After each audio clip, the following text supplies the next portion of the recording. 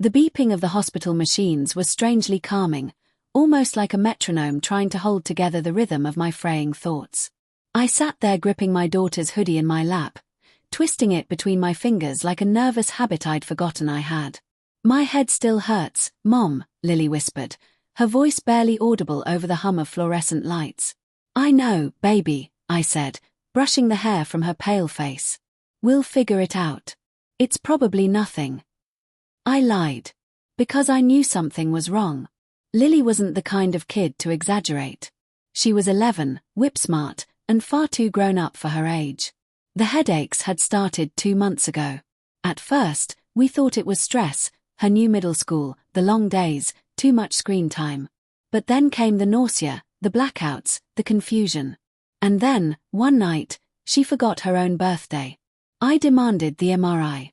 I pushed and pushed the pediatric Ian until they referred us. And now, here we were. Downtown Seattle. Children's neurology. Monday at 2:45 p.m. in a cold waiting room that smelled like antiseptic and worry. "You're Mrs. Renshaw?" a nurse asked, stepping into the hallway. "Yes. Is everything all right?" She hesitated. Just enough for my stomach to sink. "The neurologist will speak with you in private," she said. Private.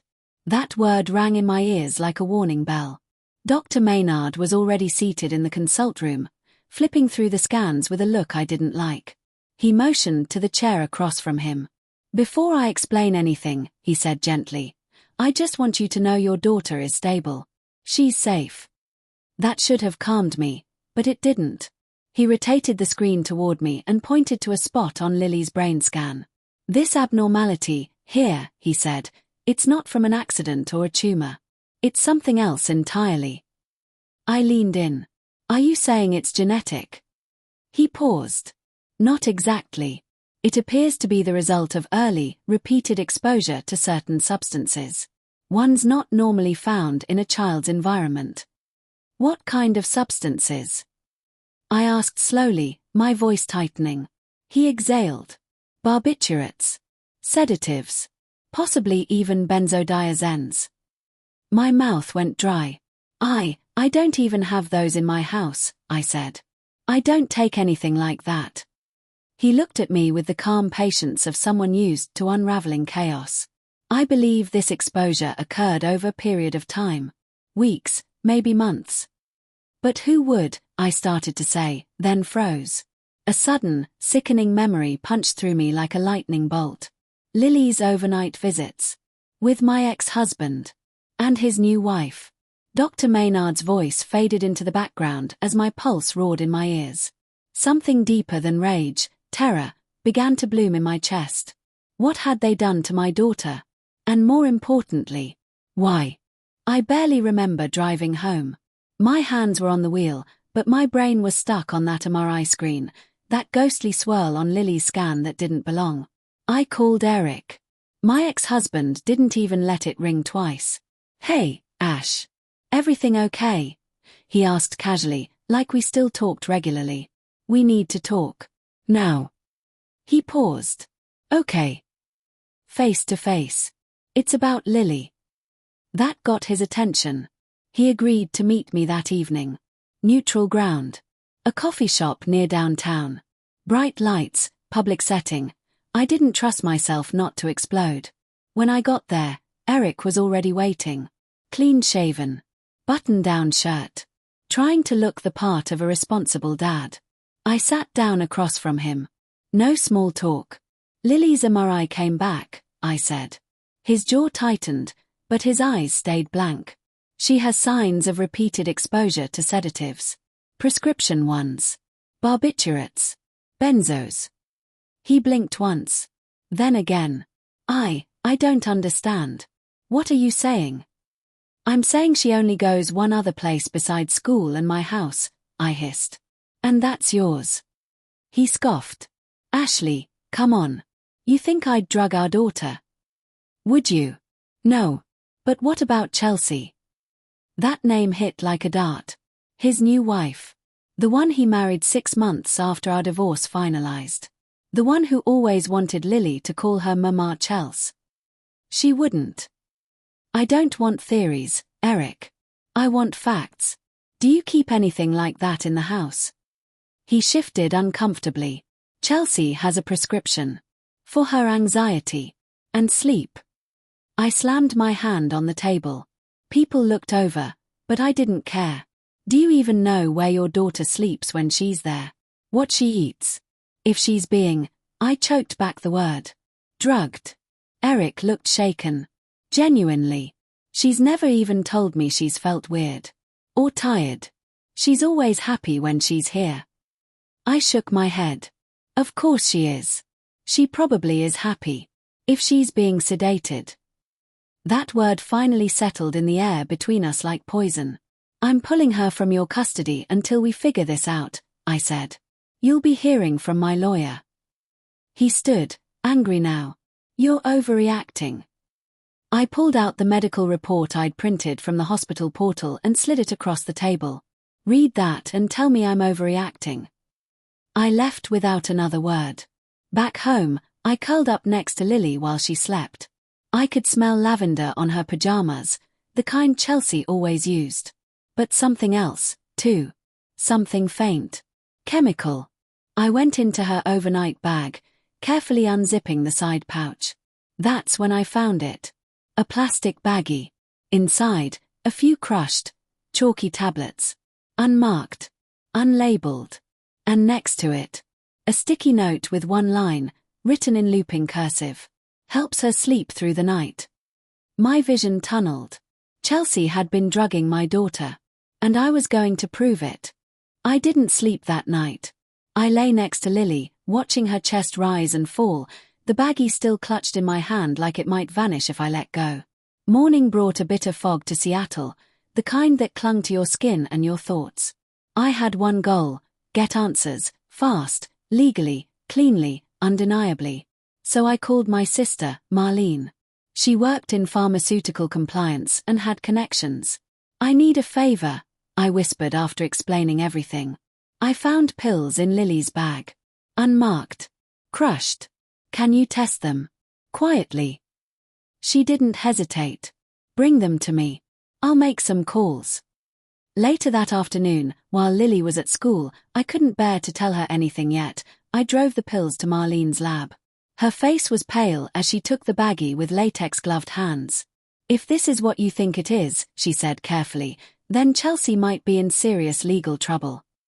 Good, I said. She should be. That evening, I sat Lily down. She was coloring at the kitchen table, humming softly, that innocent little tune she always did when she was deep in thought. Sweetheart, I began gently, when you go to Daddy's, does Chelsea ever give you medicine? Like vitamins or things to help you sleep? She looked up, blinking, and something about her expression sent chills down my spine. Oh, she said. You mean my sleepy dust? Your what? Chelsea calls it that. She says it's like magic. I drink my cocoa and then I feel floaty. Like in a dream. My stomach turned. And do you remember things when you're there? Like what you do, or where you sleep? She frowned. Not always. Sometimes I forget what we did. But Chelsea says that's normal. She says my brain gets tired. I kissed her forehead, trying to keep my hands from shaking. The next day, the results came in. Marlene called, her voice tight. It's clonazepam, she said. A strong benzo. Prescribed for panic disorders, seizures, and sometimes used in date rape scenarios. I went still. It's highly controlled, Ash. Giving it to a child, especially without dosage, without medical supervision, it's criminal. Full stop. The rage I'd been keeping on a tight leash finally snapped. I wasn't just going to confront Chelsea. I was going to destroy her. But I needed proof that would stick in court, and more importantly, with Child Protective Services. I needed footage. And I knew just the place to get it.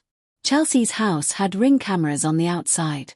But I remembered something she bragged about once at a birthday party, a nanny cam disguised as a bunny on Lily's nightstand, just in case Lily ever tried sneaking snacks or using her iPad late at night. Well, now that little bunny might hold more than just footage of a sneaky bedtime snack. It might be the thing that saves my daughter. I just had to get inside that house. Breaking into my ex-husband's house wasn't exactly in my weekend plans, but desperate mothers don't wait politely for justice. They make it happen. Luckily, I didn't have to break anything. I still had a spare key. Eric never changed the locks after the divorce. Just in case of emergencies, he'd said. Well, this was one. I waited until Sunday afternoon. Eric and Chelsea had taken Lily to the aquarium. I saw it on Chelsea's Instagram stories, all filter-heavy smiles and captions like #blended family loaf. Sickening. I parked around the block, heart pounding like a drumline. In and out, I told myself. Just grab the bunny cam, and get out. The house still smelled like vanilla candles and fake perfection. I tiptoed past the kitchen and down the hallway to the guest room, the one they turned into Lily's special princess suite. There it was. Sitting on her dresser, right where I remembered it. The white ceramic bunny, eyes wide, smile soft. And hidden in the left eye. A camera lens. I reached behind, yanked out the microSD card, and slipped it into my jacket pocket.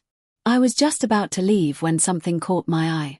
On the nightstand, next to the lamp, sat a small bottle of pills, half hidden behind a stack of bedtime books. Prescription label. Chelsea Renshaw. Clonazepam 0.5 milligrams. Take as needed for anxiety. Filled last week. Half empty. I pulled out my phone and snapped a photo. Then another. My hands were trembling. As I backed out of the room, I heard it. The front door. Keys jingling. They were home. Panic surged up my throat. I ducked into the coat closet by the stairs, slamming the slatted door gently shut behind me, barely breathing. I heard Eric's voice first. Lily, go wash your hands before snack time. Then Chelsea. I'll get her cocoa started. Can you bring her bunny back to her room? She forgot it again. My blood froze. The bunny.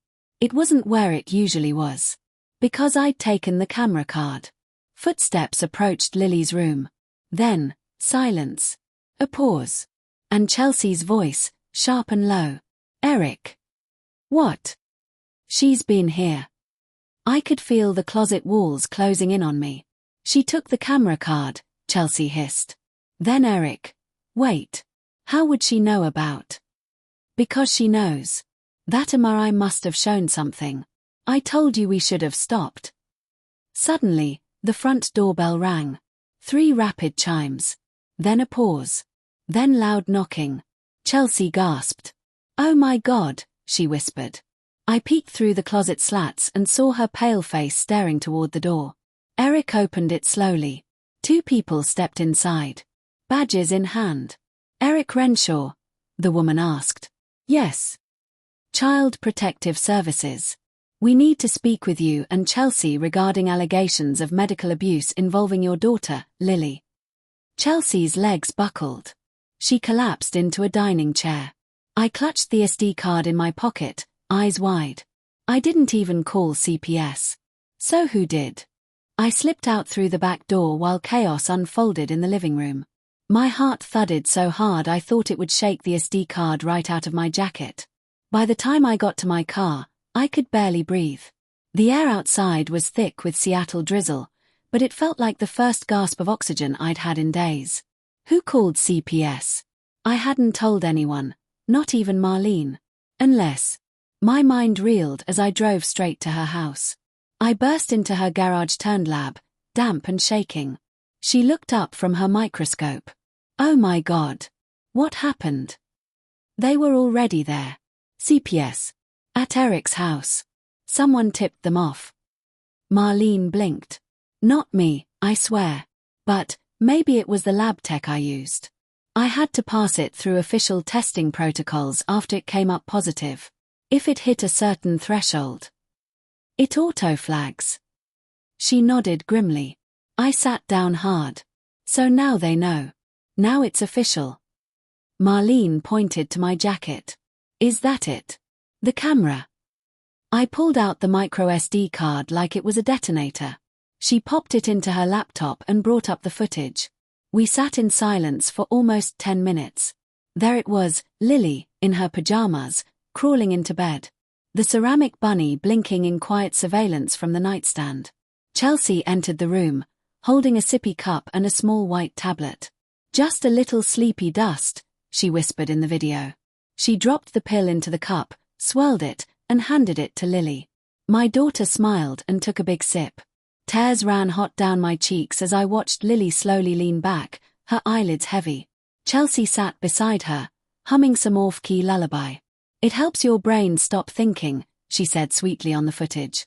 "So you don't miss your mommy too much." My nails dug into the side of the chair. Marlene didn't say anything.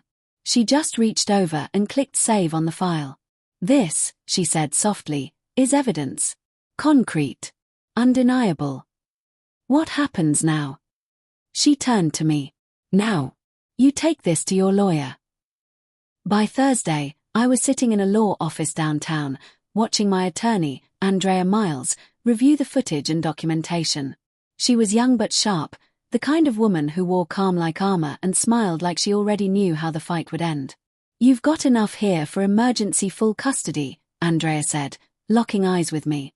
"And possibly criminal charges against Chelsea." "And Eric?" I asked. "That depends. If he knew, he's just as guilty. If he didn't, he's still liable for neglect." I nodded slowly. "I want full custody. No contact. Supervised visits only if a court mandates it. And I want Chelsea barred from ever coming near Lily again." Andrea smiled thinly. "Done." I left that office lighter than I'd felt in months. Until my phone buzzed. A text from Eric. I didn't know. Please believe me. I had no idea what she was doing. I never would have let that happen. "Can we talk? Please?" And then another. "They're arresting Chelsea. Right now. I'm so sorry, Ashley. I'm so sorry." I stared at the screen, stunned. Then another message came in. This time, from an unknown number. "You don't know the whole story. Ask your daughter what really happened that night in the cabin." Cabin? What cabin? That message haunted me. "Ask your daughter what really happened that night in the cabin." I reread it over and over, trying to make sense of it. We hadn't gone to any cabins lately. At least, I hadn't. But then it hit me, like cold water poured down my back. Last month, Eric had taken Lily on a daddy-daughter weekend to the Cascades. Just the two of them. He'd called it a bonding trip. I hadn't thought twice about it. I never knew Chelsea went with them. I sat Lily down that night. We curled up on the couch, the storm outside rumbling low, like nature itself was holding its breath. "Hey, sweetheart," I said gently. "Do you remember the cabin you stayed in with Daddy?" She nodded, still nibbling the edge of her blanket. "Yeah. It was big and smelled like firewood. There was a red sofa."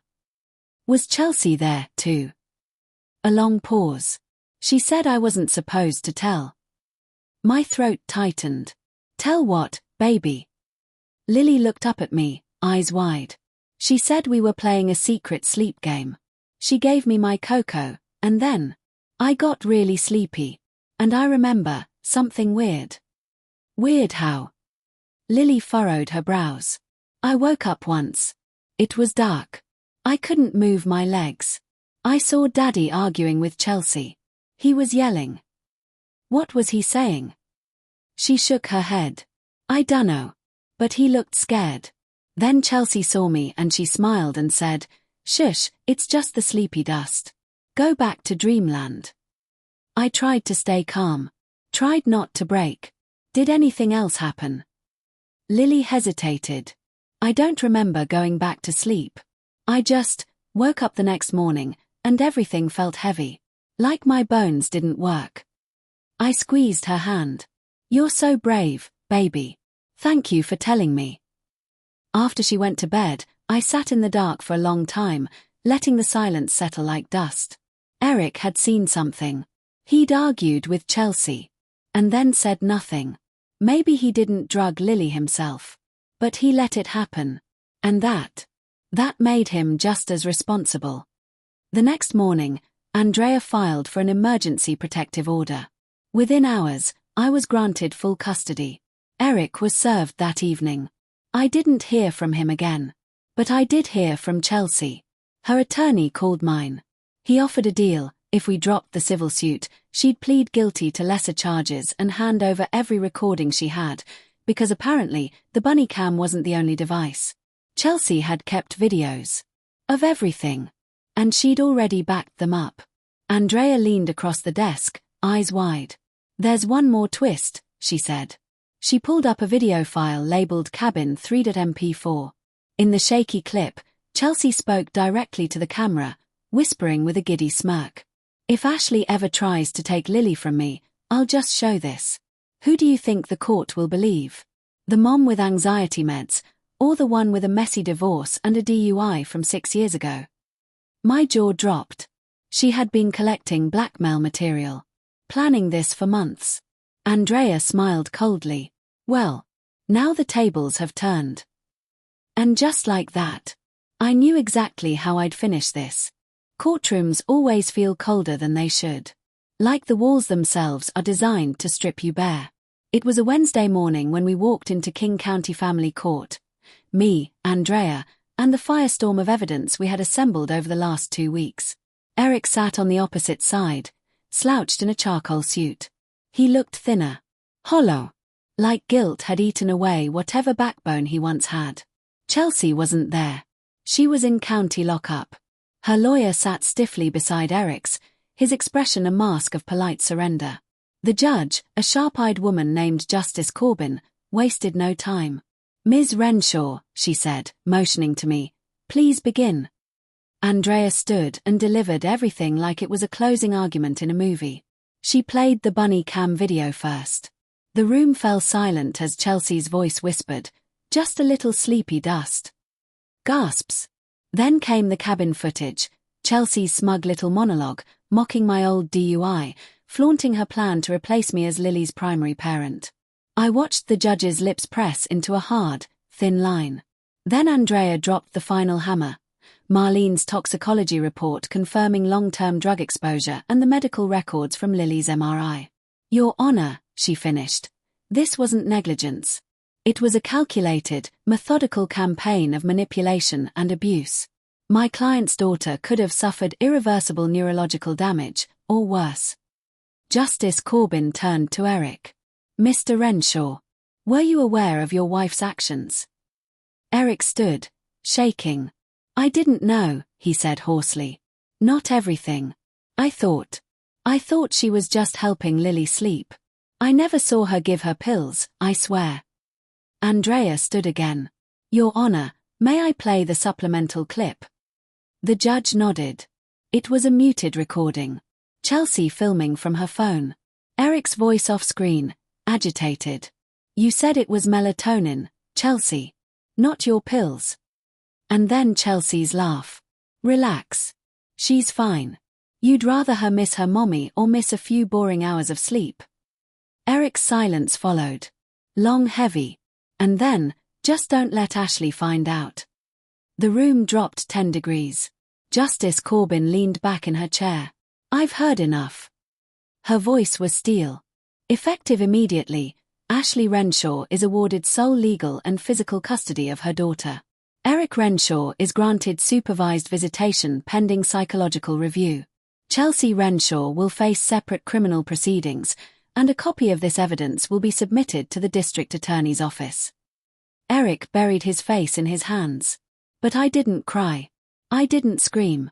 I simply sat still, breathing. Whole. For the first time in months, I looked forward to going home. As we walked out of the courthouse, Andrea turned to me. Civil suits next, she said. And I don't think Chelsea's going to enjoy what's coming. Neither would Eric, once the world saw what he allowed to happen. And believe me, I wasn't stopping here. I had one last move to make. We painted Lily's room the next weekend. Pale yellow, her real favorite color. Not the lavender Chelsea had insisted on, even after Lily said she didn't like it.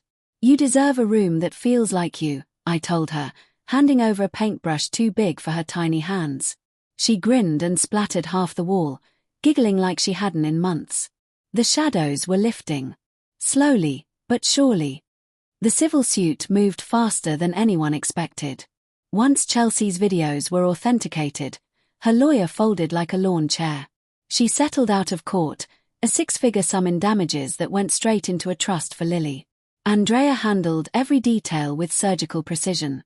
She tried to poison a child, blackmail a mother, and manipulate a family court system, she said, sipping coffee across from me a few days later. But you turned the trap back on her. Now she's facing jail time and financial ruin. I nodded, eyes still on the window. And Eric? Andrea sighed. Public opinion is eating him alive. His employer found out. He's on unpaid leave. Reputation's shattered. And supervised visits are scheduled monthly, if Lily consents. She never did. But that wasn't the end of it. Not for me. Not yet. Because Chelsea had always been the kind of woman who needed people to believe she was the hero. So I told the truth. I didn't go on a talk show. I didn't make a scene. I posted one video, calmly, clearly, legally sound, laying out what had happened. The MRI. The drugs. The footage. The betrayal. No rage. No vulgarity. Just truth. The video went viral. Parents reached out. Teachers. Even former friends of Chelsea's, horrified at what they'd missed. And when someone commented, "She belongs behind bars," I didn't reply. Because that wasn't my goal. Justice was never about revenge. It was about Lily. Her health. Her safety. Her voice finally being louder than Chelsea's whispers. 1 month later, I found a note in Lily's backpack. She'd written it at school. It read, "Dear Mommy. Thank you for believing me, even when I didn't say anything. Thank you for painting my room yellow. Thank you for being my safe place. Love, Lily." I cried, right there in the carpool lane. Not because I was broken, but because we were healing. For the first time in forever, we were free.